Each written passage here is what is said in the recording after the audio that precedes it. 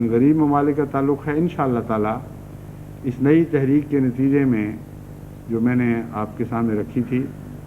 افریقہ اور ہندوستان کے غریب علاقوں کے لیے ہم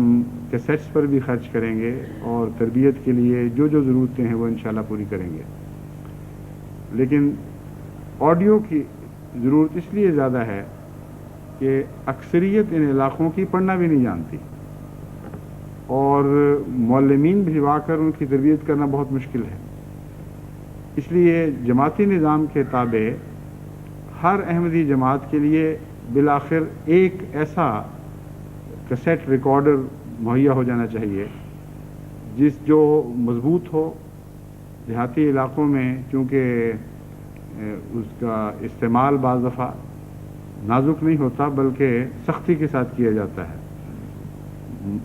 استعمال میں ملائمت نہیں ہوتی بلکہ سختی پائی جاتی ہے، اس لیے نازک مشینیں ٹوٹ جاتی ہیں اور بڑی جلدی ضائع ہو جاتی ہیں. اس لیے تحریک جدید کے اس شعبے کو جس نے یہ کام کرنا ہے یہ بات پیش نظر رکھنی چاہیے کہ دیہات کی مناسبت سے وہ آلات چنے جائیں اور ٹھوس آلات ہوں، بڑی آواز والے ہوں، تاکہ دیہاتی تربیت کے لیے ایک مسجد میں بچوں کو اور بڑوں کو اکٹھا کر کے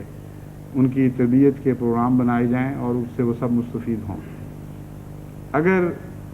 بیک وقت سارے علاقوں میں ہر گاؤں میں ایسی چیزیں مہیا نہ ہو سکتی ہوں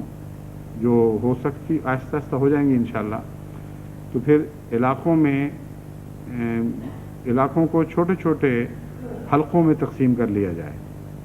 اور ایک حلقے میں 2 3 4 5 گاؤں رکھے جا سکتے ہیں اور اس میں ایسا پروگرام رکھا جا سکتا ہے کہ باری باری یہی مشین اپنی کیسٹس کے ساتھ گھومنا شروع کرے، یا ایک پروگرام پہلے دے دیا اور پھر اگلے پروگرام کو شروع کرنے سے پہلے وہی پہلا پروگرام دوسرے گاؤں میں شروع کرا دیا. چکر لگا کے واپس پہنچے تو پہلا پروگرام پھر سنا اور اس کی یاد دہانی کے طور پر اسے پھر دوبارہ سنایا اور اگلے پروگرام کا پہلا سبق دے دیا. اس ضمن میں ایک بہت اہم بات بتانے والی یہ ہے کہ اتنا ایمبیشس پروگرام، اتنا وسیع ولولے والا پروگرام پہلے نہ بنا لیں کہ وہ ہضم نہ ہو سکے لوگوں کو. چھوٹے پروگرام پہلے بنائیں اور ان کو عام کر دیں،